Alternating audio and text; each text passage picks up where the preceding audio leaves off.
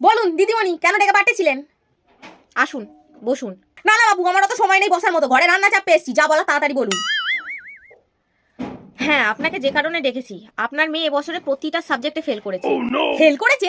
স্কুলে কিরকম পড়াশোনা করেন আপনারা? কিন্তু ওকে তো আপনারা একটু বাড়িতে পড়তে বসাবেন।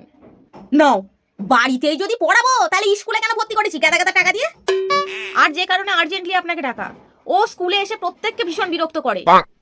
স্কুলে বিরক্ত করে বলে আপনারা আমাকে ফোন করে ডাকছেন। 6টা ঘন্টা ওকে সহ্য করতে পারছেন না, আর ও যে 18টা ঘন্টা আমাদের বুকে বসে জ্বালায়, তখন আমরা কি আপনাকে ফোন করে আমাদের বাড়িতে ডাকি যে ও বিরক্ত করছে?